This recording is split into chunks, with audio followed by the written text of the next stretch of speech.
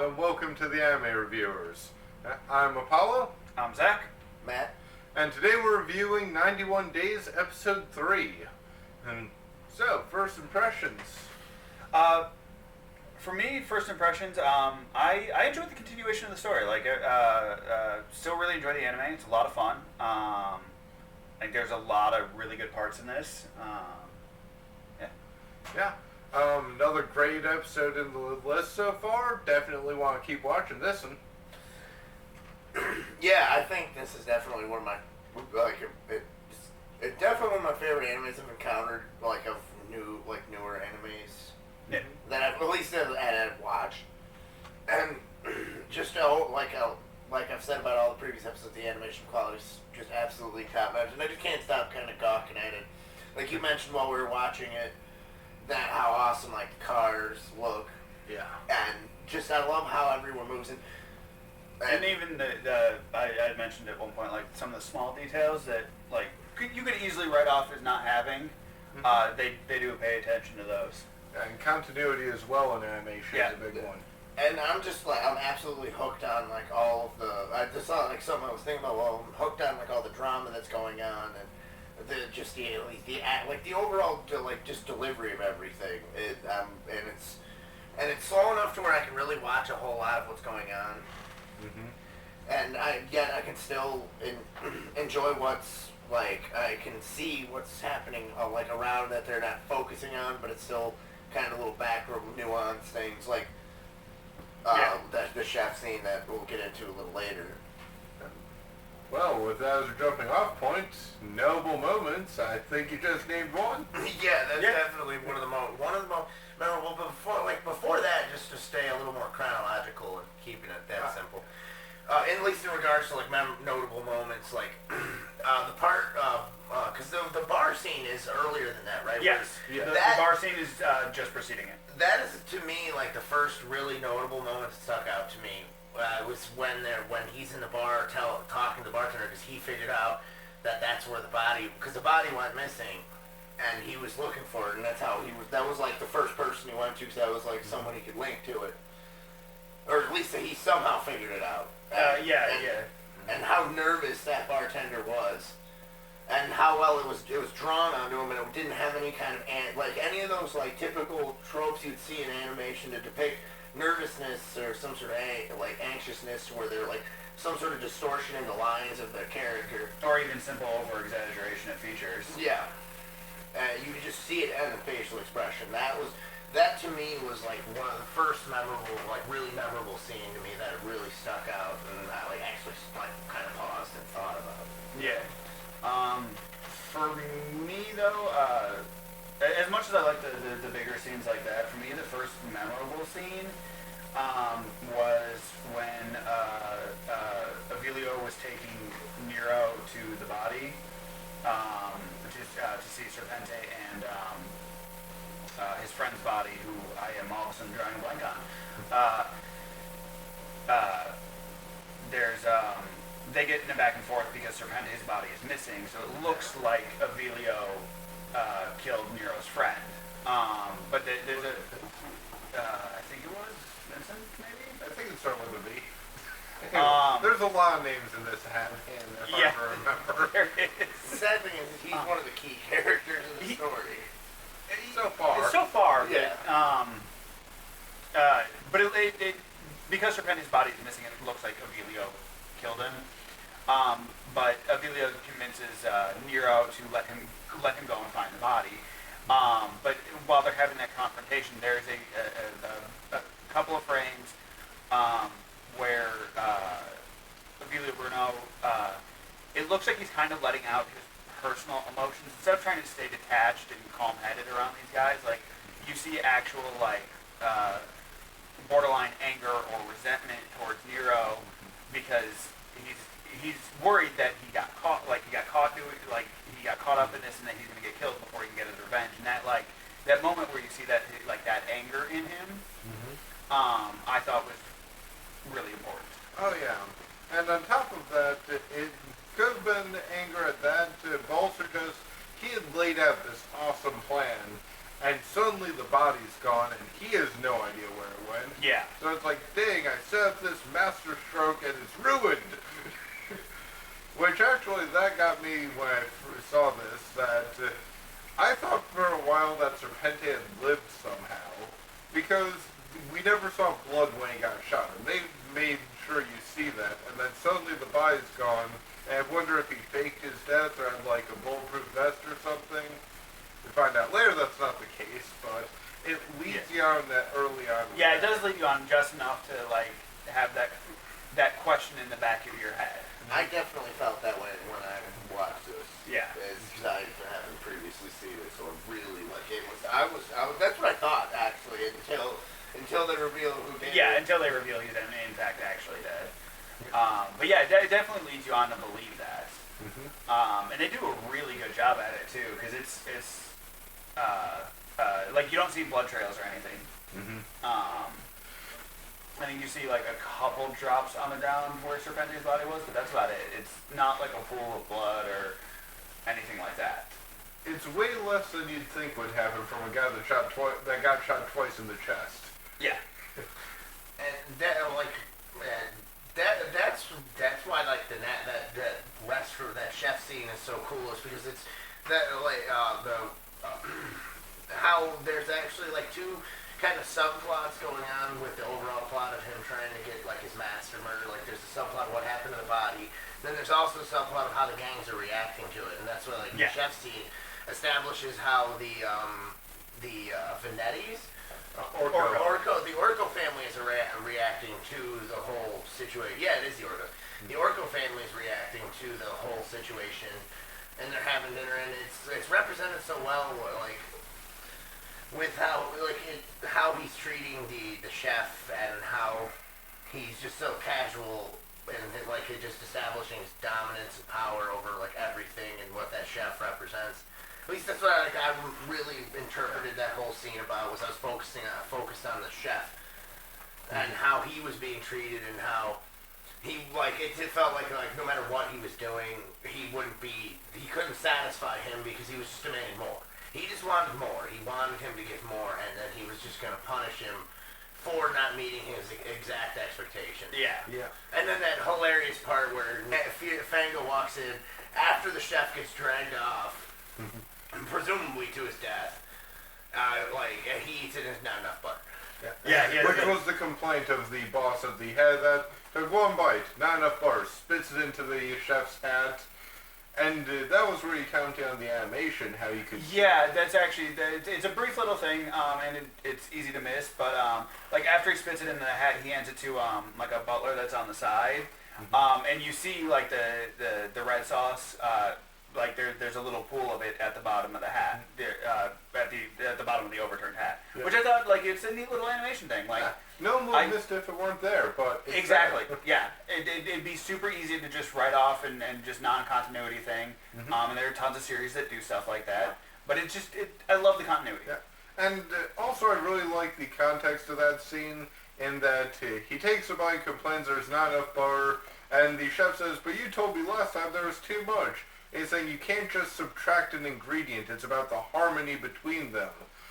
Which kind of plays into this in my mind, where as different gang members of different levels are being killed, it's not just, oh, they killed one of ours, so we kill one of theirs. It's, well, who were they? What was their position to keep that balance? Yeah, it's are they worth destroying what we have, or is it just a piece that it's a pawn that if we lose the pawn, we lost the pawn? Okay. Yeah, and I love how both bosses, when they show the other dinner, that's something that's like a great part of that like particular subplot.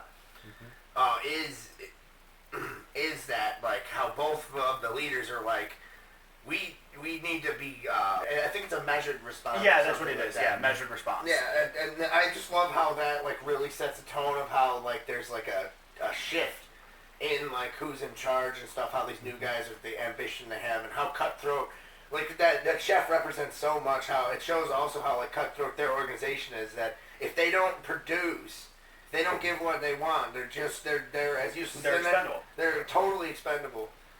And it's so awesome. And that's what makes that scene so great too, is because it also shows that the mob boss how layered everything that's happening is. That lasagna, like, it's got layers, like a parfait. Yeah, it's a representation of what's going on. Like, it's a food representation of what's going on. And of the show itself is how many layers there are and what they all mean and how they play into each other. And after that scene, they do find the body, and then we get the confrontation where there's a trade going on. Yeah, between Nero and Fango. Because one of Nero's driver gets kidnapped by Fango, and Fango believes that Nero has Serpente. And same driver gets beat up again by the same it's the same guy. driver. He needs to find new work. He does. That's the fun thing is in That'll Miles, get like, that's really what good his job gentle. is. He's just a driver, but for some reason they have him as a lookout. And if you play D&D, his perception is awful. Yeah. And you'd think a driver would have a good perception, but no, he's just got good. Because that's a big gorilla of a guy that stuck up on him twice. But yeah, they have the exchange, which leads to a shootout because Fango realizes, like in the middle of the exchange, that Serpente, like the undershirt, has blood on it. He's wearing a hood on as well. Yeah, Serpente, I should have said, has a burlap sack on his head. But like when they're doing the exchange, when it hits about the halfway point, Fango realizes that it. Wait, did you lose weight and then looks closer? And sees like there's a hint of blood on the undershirt, which they did a good job of us showing earlier. Just where the bones meet, there's a little bit of blood on either side of it. Yep. That's something I really liked. When they first show him in the burlap sack, it was so obvious that he was they didn't have to show you like under the mask right away or anything. Like as soon as I saw the detail, how they made it baggy, I knew it was they were like duping them. Yeah. Obviously, because he was already. I knew he was dead too. Yeah, they already showed off the body at that point, but still, like it's, they did a good job at like making that visual distinction between Serpente and Avilio Bruno, who's the one that's playing Serpente. And Avilio shows off his skills yet again. Which does lead to make it fairly apparent that Fango escaping the first time was more of a fluke. Yeah. It definitely makes it, in this episode, it makes the murder, or attempted murder, appear more flukish rather than intentionally planned. It leads to a shootout, which, I really like the shootout because, before the shootout happens, like, you see a lot of the room, you see where the crates are, you see where all these background things are, and when they're using them as cover, it never feels like you lose track of where people are. Like, I've seen a lot of fight scenes where there's a lot of jump cuts and cut here, cut there, cut everywhere. And that's especially true in like live action movies. Yeah. But I've also seen it in animated animation shows where you have a lot of cuts and it feels like you're losing track of where people are, where they're moving, what would be in the way. This one though, because of how it is and how everything is set up, it feels very organic. Yes, it cuts from one character to another, but it's not so jarring or super cut to death that I lose track of where people are in the room. There's also a tension that I noticed in that shootout. Because of the firearms they're using, they only have 6 shooters. Yeah. So the one guy has one revolver, the others each have one, and the one had a Derringer, but Fango had a Derringer besides. So there's a total of 20 rounds between all of that. And they didn't exaggerate any of that in the shootout, so it's not like they went over on any one firing too many rounds. That is true. Which also means the one guy only has 6 chances to keep them from killing him. Yeah. So that's a tension in and of itself from that. And the other guy that's actually a detail I missed. Yeah. had just a knife. And he was tied. Oh, he was fake tied up. Well, no, he was already free from the thing, but he had a burlap sack on his head. That's what I meant to say. Yeah, he He had a sack on his head. And he's that's who I was like, is he gonna get shot? I was kind of hoping that was gonna be like some sort of drama they were gonna add into the mix. I was kind of really hoping throw a wrench in his plans. Like not even like mortally wounded kind of shot. I was hoping to like get his arm winged or something, and now he's got to be in a sling for a little while, which might that would slow down his plans. Yeah. Or he's got a wound in the stomach and he's gonna die in 3 days, and he's got to really speed up his thing because he knows he's screwed. Like this, all the different possibilities of story, tension of having your hero wounded and having to overcome that it's a common thing, but it's still pretty awesome when done well. I will say though on that, Nero was the one that saved him because the big guy with Fango was about to shoot him, and then Nero shot him in the arm. Yeah. So that was a chance also for Nero to let him die, since he doesn't trust him and would bound the other guy's hands. Yeah. But instead he chose to save him, even though he wasn't assisting in this fight. Yeah. And I think that partly has to do with the fact that, like, Nero seems to be the type of guy, like, as reactionary as he is, he also seems to pay attention to things, because there's a brief moment earlier where he's reflecting on the initial confrontation over the bodies, and he remembers Avilio Bruno's face, and then when Avilio shows him the body, Avilio has this, it came across as, like, point-proven, resolved determination again kind of face, like he was, look, I wasn't lying to you. Yeah. And that sort of, I don't want to say smug. I don't think that's the right word. I don't know what word I'm looking for, but it's just that sort of determination look. Yeah. And Nero definitely paid attention to it. And I think that might be part of the reason he saves him. Yeah. And after that, I think the next major scene is when they're on the docks talking to Nero's little brother. I think that's the next major scene. I think. For me, at least, it was. Yeah. Well, that's for me. I really only had like the chef scene, the ending scene, the scene with the trade and the bartender scene. Like it was the whole overall episode was awesome. Those are the ones that really stuck out to me. I don't really have too much to say about the meeting on the bridge. The only thing I have to say about the meeting on the bridge is, again, it's a facial feature thing for Avilio Bruno, because Nero has to leave town. Avilio is going to go with him, and he turns away from the group to light up his cigarette. And Avilio's best friend is there and sees Nero's face, and it's got this like almost ecstatic, devilish like smile to it. It's almost like one of those yandere smiles. It's super creepy, but like that's really the only thing I felt was important about that was just that sort of that the detail for him, like the detail in the faces is just so good. Yeah. I could talk about that for like an hour. I really could. And also the point though that the reason he's smiling though is now things are right back on plan with how things are going. Yeah. I think that's it because the only other thing is the funeral, but that's important for character building, but there's nothing like super standoutish to it for me. Mm-hmm. And also we should mention the reason why Nero's getting sent away. Oh, that's because they think he put the hit. The Galaccia family believes that Nero put the hit on Fango, which he did. And so they want to kill him, but they're sending him out of town. Yeah. The Venetti family is sending him out of town instead. Yeah, instead of execution, they're going with almost excommunication instead. Yeah. Which now puts Avilio with Nero alone out there. Yeah. And the war's already starting because now Fango has proof that they killed the guy. Yep. Because the Glacius was going to cover up that body. No, it wasn't the Glacius. It was the federal... the Prohibition. The Prohibition agent. That's it. Yeah, he's the one that... Yeah, the Prohibition agent that's sketchy. Very corrupt because you're going to try and sell... He was trying to sell the body. Yeah. Yeah, I think that's it. Yeah. Definitely want to see where this goes. Oh, absolutely.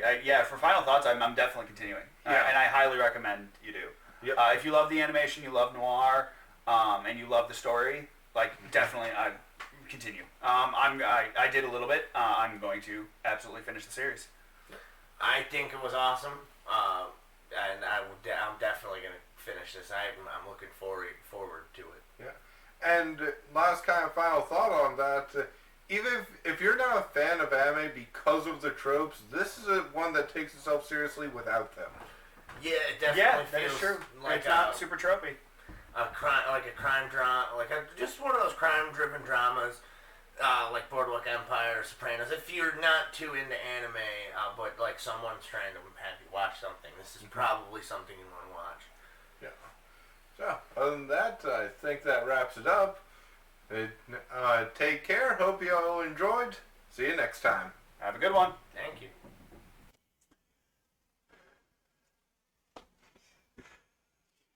Thank you for watching. Hope you enjoyed.